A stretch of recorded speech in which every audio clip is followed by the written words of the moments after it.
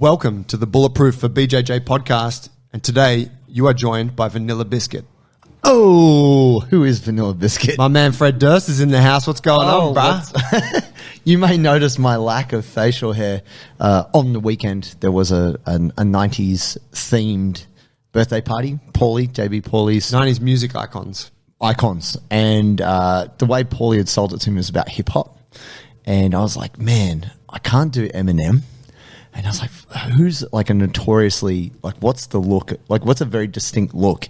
Like a white hip hop guy. A white hip hop guy. But the funny thing is, I did the research. You know, Limp Bizkit and Durst is new metal. And what I didn't realize, I was researching online, people hate on Limp Bizkit. I was like, dang, I kind of thought they were okay. You know, like, I didn't mind that. Why do they hate them? I don't know. They got popular and then they got hated on real quick. I guess they might have had a bit of a, because they were pop music really in the end, but I'm sure they had a bit of a hardcore following in the early days. I think it was at the time, you know, they're competing with Rage Against the Machine and Korn, and there was a few other bands which were maybe more hardcore or had a philosophy, whereas their philosophy was just break stuff. You know, like get angry, rage up, and that appealed to me. As a 16-year-old boy, I was like, yeah, I like to break stuff. That sounds good. My kind of therapy. So yeah, I went as Fred Durst, and you, Joseph. Fucking hell, bro. You brought the... Dude, you nailed that costume. I told you this. Like, I saw you step in, you had your head poked around the corner when Paulie was doing the speeches. And I cracked up. I was like, bruh, you are built for that character. So for the younger listeners, you won't know Limp Bizkit, you won't know Fred Durst, but Google that shit. But Fred Durst 90's, he looks terrible now. Well, yeah, anyone from the 90's don't, except for us, they look like shit these days. Yeah, he's had a hard life since then. And but him circa 1997, 1998. It's peak Durst. He did well. The red cap. Bruh, I was, the flex fit. Yes. Even that is a bit of a 90's look, isn't it? It is, yeah. I went as Vanilla Ice, which for the uninitiated, I was actually not a Vanilla Ice fan. No, neither was I. It was just I got this haircut and I'm like, how do I make this work with the costume? Yeah. I was like, oh, Vanilla Ice had a big quiff going on. Yep. And so he was like a white, I don't think there was any other white guys who had ice attached to their name. No. We had Ice Cube, we had Ice T, and then we had Vanilla Ice. Vanilla Ice. And he's like, pretty boy, white dude, overalls, big jackets, big bomber pants. Yep. Good fucking look. And so I went as him. I think I just ended up looking kind of like a prep boy. Bit preppy. You know, yeah. No, you had the hands, you had the VI. Yeah, I had the VI. He had this awkward fucking like that, the VI. Yeah. It was pretty cool. Yeah. Someone told me I could have gone as someone on Instagram was like, oh, you could have gone as Ace Ventura. I was like, nah, fuck you. Nah, that's bro. not Music Icon. That's not Music Icon, not at all. But I think we brought it together as the collab you never thought you knew you needed, which is Vanilla Ice meets Limp Bizkit. It could have been Vanilla Bizkit. Vanilla Bizkit. So good. Yeah, so if you haven't picked up already, we're going a bit off track today. We're not sticking to a specific agenda, but thought we'd catch up on a few items. We've got a few voicemails too from you guys that have come through. Full disclosure on that, since we updated our website a couple of months ago, we integrated the voicemail piece with the new website, but I didn't have anything that was notifying me when someone left us a voicemail. Yeah. So like for a couple of weeks now, it's gone a bit quiet. Yeah, it's been a bit quiet. We haven't had any voicemails. And so then I checked in and there was 3 sitting in there. Right. So for those of you, the people who did send them through, thanks for waiting this long. Hopefully you're still a listener of the show. You didn't bail on us and switch over to, I don't know, BJJ Fanatics or something like that. Actually, shout out Gringo Ryan, who runs the BJJ Fanatics podcast. He's Is awesome. that a cool pod? Yeah, it's good. He does awesome interviews because he had his own pod, but it got acquired by BJJ Fanatics. Oh, wow. Yeah. So he's an American dude. He lives in Sao Paulo now, trains under Damien Meyer. Yep. And he just has interviewed everyone. He's good. So Fanatics bought that. Yeah. They're like, hey, here's a chunk. We want it.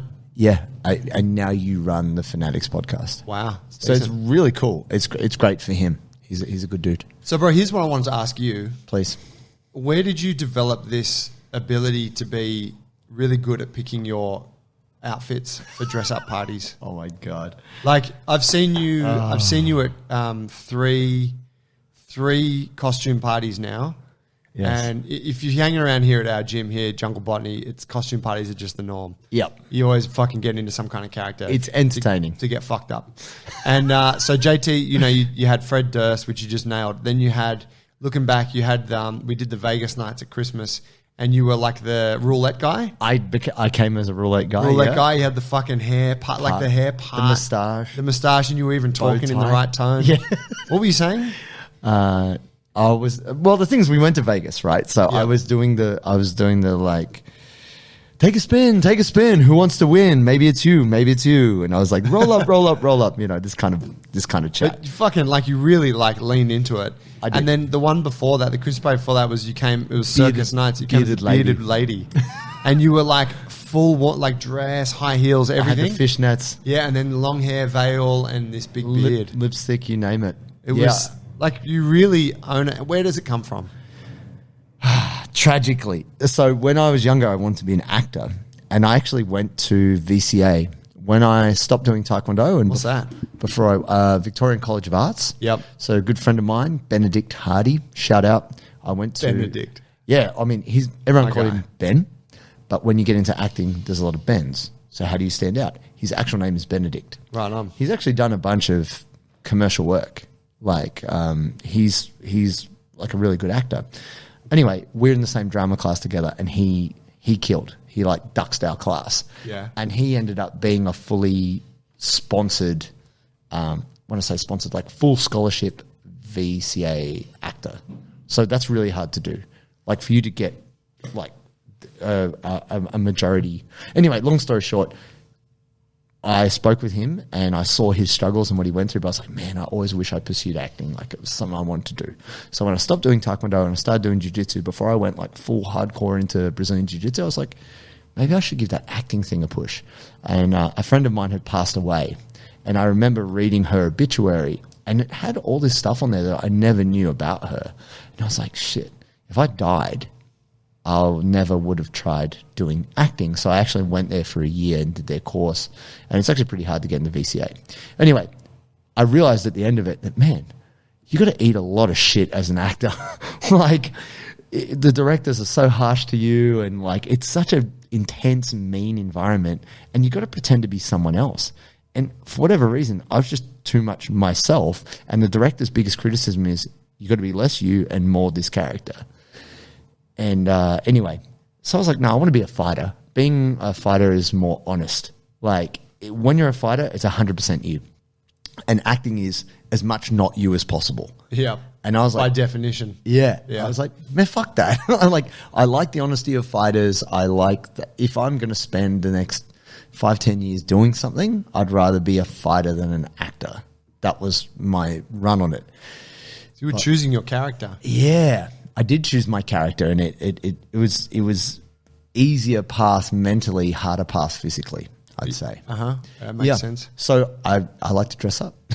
Right, so that's like your little chance to revisit this old flame. Playing a character. Just like fan this dying kind of... You're like, let's bring it up just for tonight. I feel like it still lives in me. My I'm going to be that late stage actor. I'm going to like break out in my 50s, like a Morgan Freeman type character. George Clooney Apparently was still waiting tables in LA till there was like 45 or some shit. Yeah, well, I haven't got the handsome thing, so maybe I'll just be like Frank Grillo or whatever, that's like jacked. Frank Grillo's moderately handsome. He is, but I'm saying he's known for being just in shape.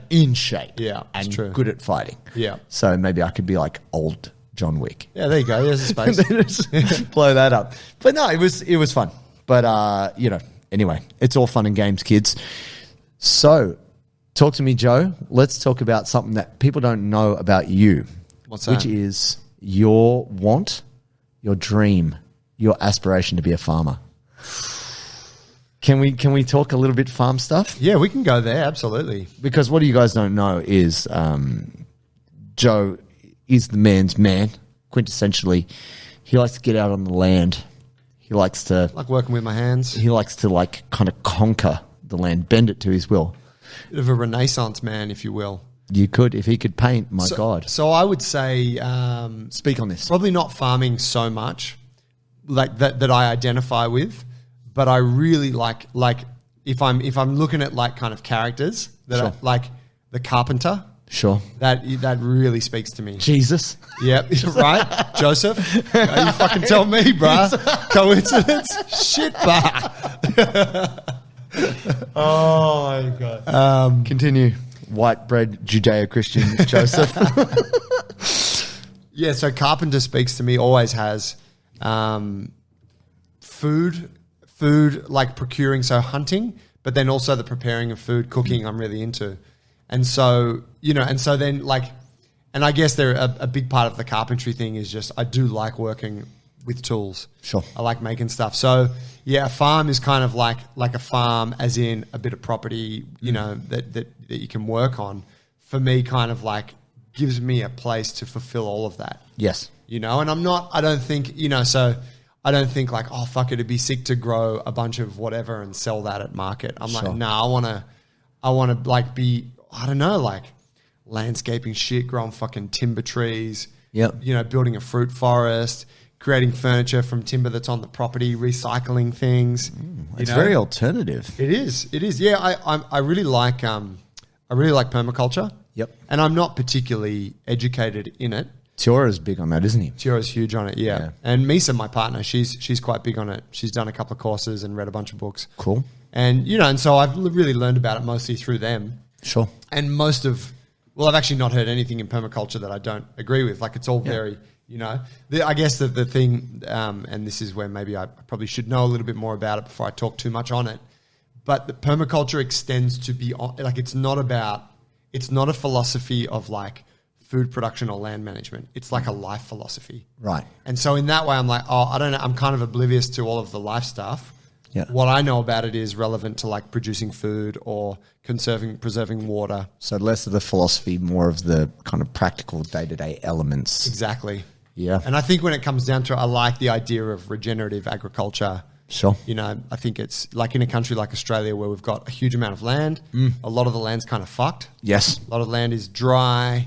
Then when the land is wet, the water is not captured efficiently. There's all these little things, right? Yeah. So yeah, I dig that shit. And I'm probably at a stage now where I'm like, I still see myself as a young man, but I'm like, well, when does that time come when I want to just commit to being like that farmer idea? That's kind of something I had in my head is when I'm an old man. Oh, but it's actually a young person's game. It's tough. Now, yeah, it's physically tough. Super tough. Yeah, I lived out in Dubbo back when I was like 15, and the farming kids were so tough, man. Like not the local kids who just lived in and around Dubbo, the ones that lived out Woolarrowang or Lightning Ridge or just out in the middle of nowhere. Man, they're getting up at 3 a.m. Is Dubbo like southwest? No, Dubbo's just an extension on like you go where you are, like okay, Orange. Yeah, next okay, step right out, on. like just go further west. Man, there's New South Wales still. In New South Wales still, Yep. It's only probably 2 or 3 hours past where you guys were. Yeah. But essentially, at that time when I was there, it was only 25,000 people. It's a tiny, everyone knows everyone. They were so hard, dude. Like, you got 12-year-old kids getting up at 4 a.m. to go and like let the cows into the paddock or, just stuff like that, which as a 15-year-old kid, you're like, I'm not getting up at fucking 4 a.m. That's right. That's some hard shit. And then someone's like, oh, my dad rolled his tractor and he's broken his pelvis. He can't do anything. Now everyone has to take his jobs for him and still go to school. And you're like, oh my God. Yeah. I think the thing is that we have Australians in general, this is, I'm speaking very broadly here. We have this idea of the farmer. It's this person out in the land making the produce, doing or whatever. It's healthy, fresh country air. Wholesome. It's a hard life. Yeah. It is really hard because the environment here in Australia is so full on, whether it's bushfires or droughts or floods or whatever. Yeah. You kind of, you're at the mercy of that. So you might have a couple of good years where things are going good, and then you can have some devastating years which destroy your livestock and destroy your livelihood, and it's stressful. And even though I only lived out in Dubbo for a bit over a year, 18 months, man, I saw some really harsh stuff. I didn't experience it. I wasn't a farmer. I was just a town kid. But I saw the lives these other people were living, and I was like, man, I don't want that. That's too much. Yeah, I think like doing it as a like to earn your bread through farming is a fucking tough gig. It's brutal. Yeah, and you know, it's a privilege of mine to go. It's not about like I wouldn't be doing it in that way. Yeah, I'd be doing it for fun. Yeah, you know, it's really like a hobby piece. Sure. Which I'm sure, you know, to the farmers that are listening, that are laughing at me right now. Watch me fucking go, boys. You soft city. Yeah, that's right. But yeah, funny thing, like something I always observe with jiu-jitsu, and I always enjoy this when I'm at when we're at ADCC or if I'm at like a local comp. I love looking around at the heads and the hands and the ears of jiu-jitsu people. Yes. And observing how it nulls, like it shapes, like the knuckles become thick and calloused. You know, like if you look at jiu-jitsu players like that. You can always tell the fingers. Yeah, like that last knuckle on the fingers is just specific to gi players. Yep. You know, and real hardcore gi players have got like really gnarly fucking calluses there. You know, like just the brow, the ears, all that shit, yeah. Noses. And it's like when you go out to the country, you see that, but it's the land that's done it to these people, and it's in their hands, and it's in the fucking wrinkly, scars, leathery skin, and it's just it's just interesting. Like there's something I really admire about that kind of, I don't know, seeing the effects that a life of work has taken on someone's body. Sure. Versus when I'm talking to someone, when I'm seeing someone who's had a life of office work, and I'm looking at the lack of callus, the lack of musculature. Lack of character. You and I'm not even trying to like hate on people who work in corporate life because it's a necessary evil, but like it's for a lot of those people, and probably not the listeners, because if you are doing jits and you are lifting, you're doing what you can to get the physical struggle into your life, right? Yeah. But for the people who are blues, so maybe they play squash once a week, whatever. It's like they're delicate, they're soft. It's like I would never rely on you if we had to like, I don't know, do some hard physical shit. Nah, you wouldn't call him. You're like, I'm moving house. I'm not calling you. Yeah. Enjoy the day off. Yeah. That's the worst thing for me. I need those reports by Monday. If you could just finish that spreadsheet.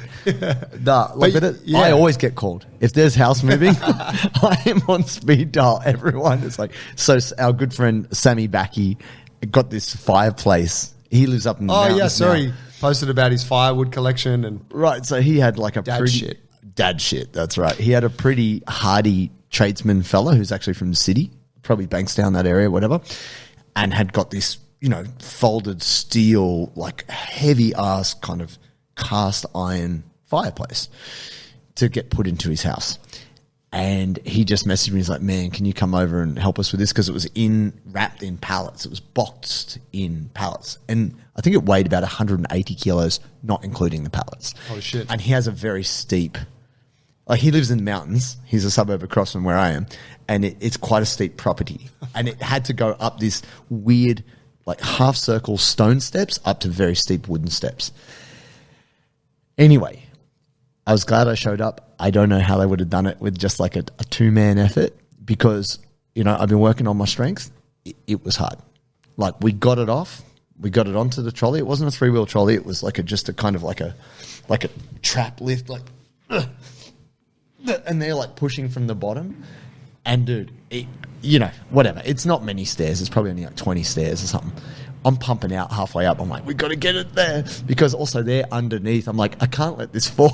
It'll kill. Everyone's going to die. So it's really bad. So we got it up. We got it there. And like, Sammy's like, oh man, you made that look so easy. And I was like, oh my God. Oh shit. You know, and that's the thing. Like you do, when you live more rurally, you need to be physically capable. Yeah. Because you can't rely on other people. You've got to be able to do it for yourself. Yeah. And I think living in cities where things are more convenient, even though the lifestyle is nicer, you become a less capable person. Absolutely. And yeah, man, that's why I generally try to make all my friends savage, capable people. So they don't call you every time they need some shit. No. More so that if I need help, I've got people I can rely on.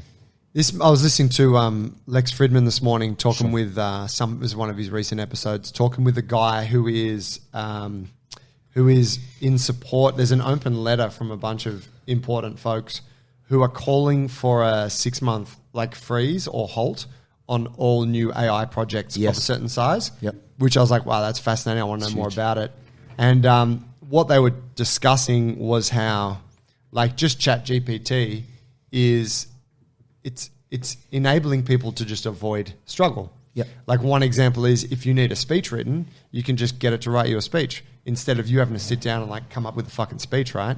Which we all know, if you've ever had to write a speech, it's really hard. Yeah. It's stressful and, you know, and it was really just, you know, that whole idea, kind of the same thing of like technology is just allowing us to avoid struggle. Yeah. And the trade-off is that we just become pieces of shit. Get weak. Yeah. Weak and purposeless and frail. Lose our skills. And I was actually, Julie and I had this conversation this morning because I was also listening to a discussion about AI, and it was very pro AI, but it just made me think in the same way we rely on our phones to remember phone number. Remember back in the day when you would remember a phone number? Oh, yeah. It's all in the phone now, right? Yep. Your schedule, everything. Sure, this does make life kind of more fluid. But, dude, we are getting to a point where we are making this system far stronger than us and our dependency on it so much greater. So I'm not a conspiracy theory kind of cat. I'm like, yeah, I see the upside to AI, but I also see that even through the convenience of our modern lives, we are weaker and so much more dependent on our drugs, on our machines, on our everything. If you're fit and healthy, you don't need the drugs. You know what I mean? If you're fit and healthy, you don't need the walker. If you're fit and healthy, you don't need the fucking car or the ride on. You walk. Yeah. You know what I mean? And actually there was a chat between Kelly Starrett and Tim Ferriss talking about being in Japan and just sitting on the ground and how it's really painful if you don't sit on the ground cross-legged to sit on the ground cross-legged. Yeah. But in Japan, everyone's doing that. They just all squat down. Like it's so normal, like to not sit in a chair and all these things. And they're saying that like that is a definite thing about Japanese culture is the kind of longevity piece in the older people is the capability. And it's because they're exposed to these things. When I look at all the arguments, not against AI, but the cautionary tales, it's that we're playing with something that we don't fully understand, and it really plays into and suits our laziness and our need to make our life easier. When we know that for the best part, whether you do jiu-jitsu or you do marathon running or whatever, the best things for humans is the challenge. It's like choosing to make your life harder in a way. If we give up our skills in decision making, give up our skills in being creative, all these things, what are we? Yeah, what's left? Yeah. That's right. I mean, you look at the fact that we have to artificially fabricate that struggle through lifting weights. Yeah. You know, these perfectly shaped plates and kettlebells and dumbbells. It's got a handle. Yeah, you know, it's all designed for that. And we have to go to a class where the floor's padded and we replicate combat. Yeah. Like it's actually kind of absurd, right? It is, yeah. And I think that from that perspective, it's like we know that lifting weights, strength training, doing some form of combat, like these are ways that can kind of hack your biology to give you that dose of what naturally you would have received when you were having to fight to defend yourself, or you were having to move a bunch of rocks in order to try and, I don't know, fucking kill an animal. Build a wall. Yeah, exactly. Whatever. Like those things were just built into life. Yeah. So, yeah, I think that's never lost on me, the sort of absurdity of how we have to act it out these days. Yeah, it's a bit of a theatre piece. Yeah. But I think that the easier we make our lives, the harder we have to work to engender challenge. Sounds weird, right? Yeah, yeah. So then what are you doing to engender challenge? And actually the chat between Ferriss and Kelly Starrett was that we're just not walking enough. It was like, you know why we don't recover? It's like, don't worry about an ice bath, don't worry about sleep. You don't walk. Walking lowers your blood pressure. Walking, the drainage system is your lymph. Now we have a friend. That friend has a jiggly knee. Ah. Right? And I said to this friend... Oh, Jigglypuff. Oh, Jigglypuff. I said to our friend Jigglypuff, oh, bro, can you squat? He's like, yeah. Dropped down, did a mad squat. And I was like, dude, I think that's the best squat I've ever seen you do. He's like, yeah, but it's a bit uncomfortable. I'm like, dude, but if you squat, like in saying, if you've ever been in a plane and you've sat for a long time, you get fucking cankles. Yeah. It's because you're not... DVT. You're not actually moving the joints for the lymph system to go. Yeah, it's got to pump shit out of there. So you have to move. You have to walk. And I'd even said, oh, bro, you've been walking? He's like, no. Well, what the fuck are you doing? No wonder you got to... I've been rolling, but oh yeah, bro, I'm on the mat though. Yeah. It's like, yeah, but you know, it's not necessarily that you need another surgery. You maybe need a compression bandage and you need to go for a walk. Like, that's how the limp system works. So if you're taking the groceries in, you got to take the fucking garbage out. And for most of us, we're not using activity to take the garbage out. Fucking do your job, Jigglypuff. Anyway, we got some questions. Hit these voicemails, please. Yeah. All right, here we go. Hey guys, this is Daniel from London, big fan of the podcast. So my question is, what is your advice for someone who wants to learn to wrestle as an adult? I'm 24 years old and basically my goal is by my 25th birthday in about 10 months, I'd like to be not terrible at wrestling. Right now I'm a guard puller. So I found some places that teach dedicated wrestling classes near me. Right now I do 3 jiu-jitsu sessions a week. I was thinking I'd switch one of those sessions to wrestling at first. Then when I'm used to that, try and do 2 wrestling sessions, 1 jiu-jitsu session a week. So yeah, what would be your recommendations for someone in my position? And I suppose particularly in terms of injury prevention, I've always heard wrestling's harder on your body. So advice on how to manage that, anything worth bearing in mind. Cheers, guys. Daniel, Okay. first, let me commend the man on a beautiful voice. Yeah, it's quite a silky smooth. Yeah, that's you know, people say they like the Australian accent. I'm going to say I like this British accent. It's a nice one. He should read audiobooks. Yeah, I would fucking listen to him talk about any of the facts related to sleep, neuroscience. Amazing. Beautiful. So, I mean, he's kind of on point there with like, I'm going to cut down from 3 jits to 2 and then add a wrestling session. That's a great first step. It's a good move. I'd say the 2 things that you really need to work on are ankle mobility or low gait mobility, because the big mistake, the reason why people tend to hurt their back, especially jiu-jitsu folks when they wrestle, is they bow. They kind of lean forward and reach. From the hips. And when you look at really good wrestlers, they have amazing low gait. Like the shot, the shooting motion, the duck walk, the knee rolling over the toe is flawless. Yeah. And that's good ankle mobility and strong hips. So if you have tight ankles, you need to work on that to save your knees and help your whole shooting game. And then strengthen your freaking neck. You guys are doing neck strengthening this morning, weren't you, Joe? We were, yeah. Yeah, we just started adding it in our latest cycle. Just some isometrics, simple stuff. Yeah, I think you don't realize when people start snapping you down or people start like sprawling on you, how much pressure wrestling puts on your neck. So I would say ankle mobility, neck strength, and then I would say the other tip when you're learning, try to pick 2 takedowns and just drill the fuck out of those. Like, just don't try and learn every single move.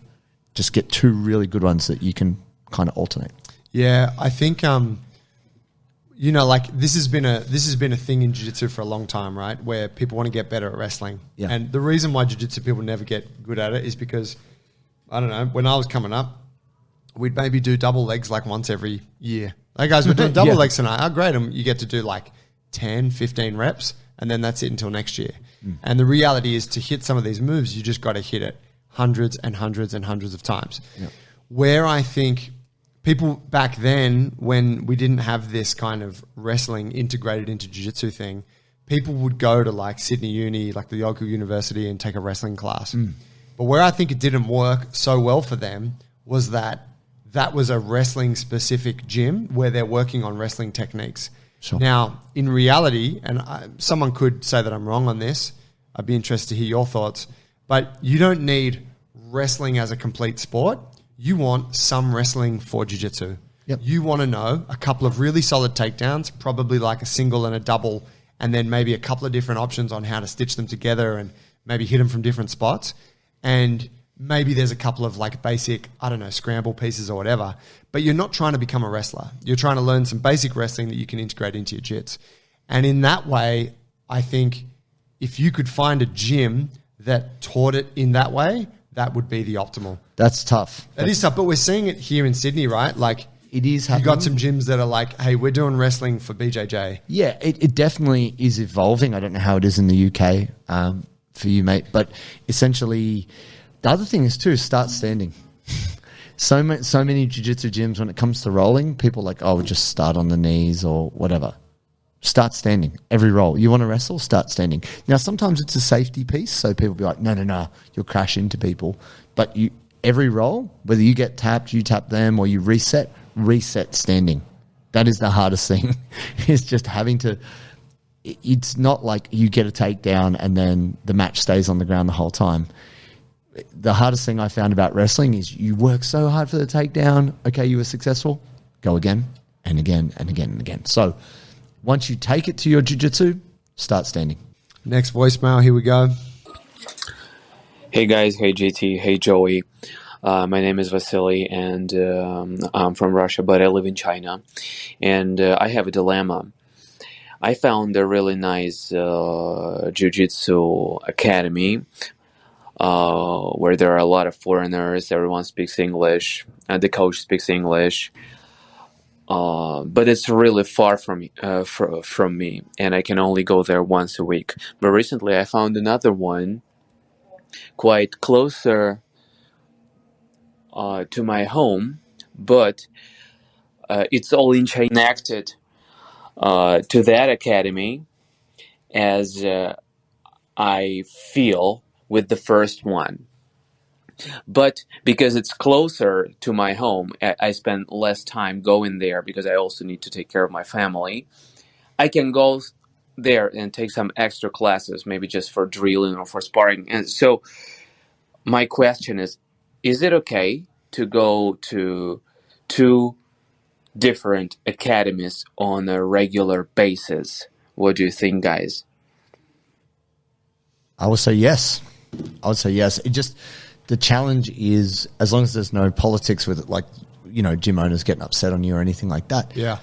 I don't even think you have to disclose it. It's like, do what works for you. Yeah. The hardest thing for jiu-jitsu is the habit.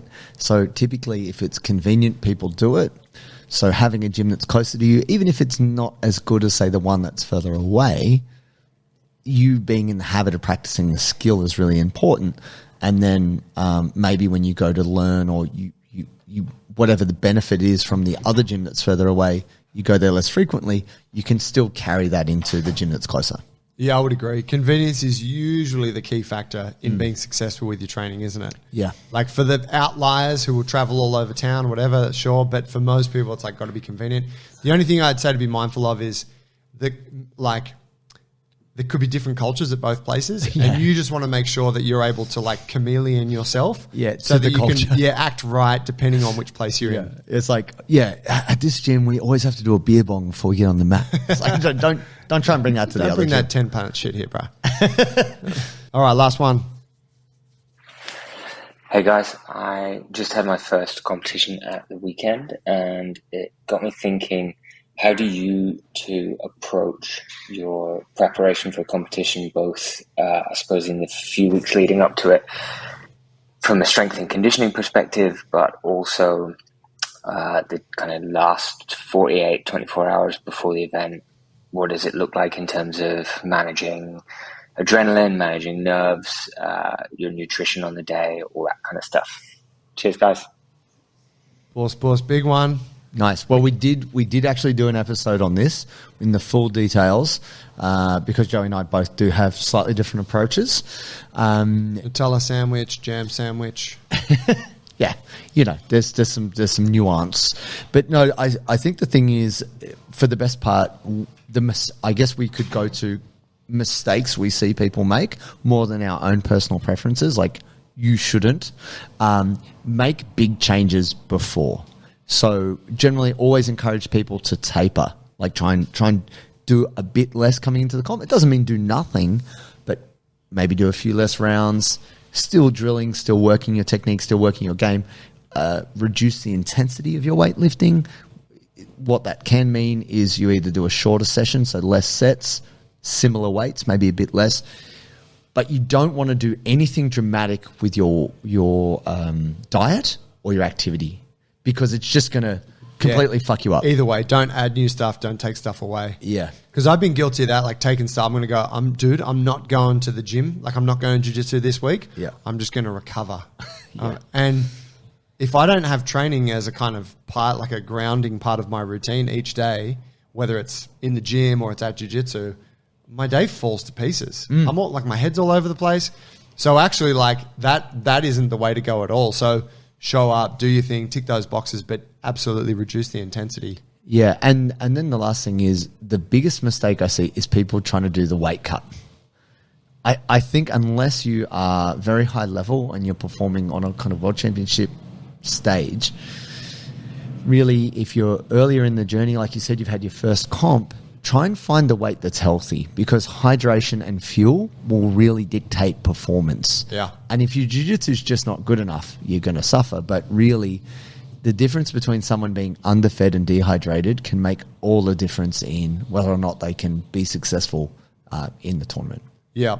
Last one for me would be if you feel like you're kind of prone to nerves, which definitely is the case for me, more so when I was earlier on in competition, but even still, haven't competed for a couple of years, full disclosure.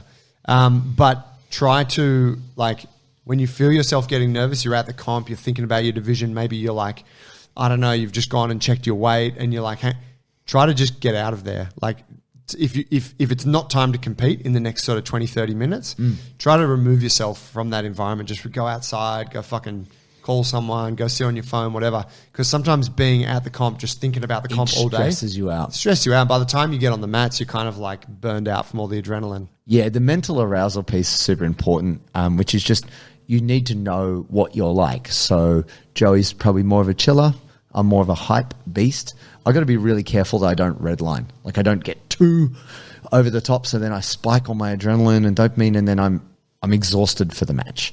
In the same way, some people need a little bit more upping to get themselves, but you need to know what is the right amount for you. And that comes with experience. I know for me, I need to kind of be sweating, but I don't want to be out of breath. Like I just want to be warm, body's like ready. Yeah. Yeah, and you can only learn this over time, whether you have caffeine or you don't have caffeine, or you're doing visualization, or you just need to. A big thing for me is not looking at the draw. I leave that to some. I just need to know what time I'm at. I don't want to think about who else it is. I just want to show up and do my jiu-jitsu. Yeah, smash everyone. Yeah, bruh. Cool. Thanks, fam. Thanks, brah. Catch you next time. Appreciate it.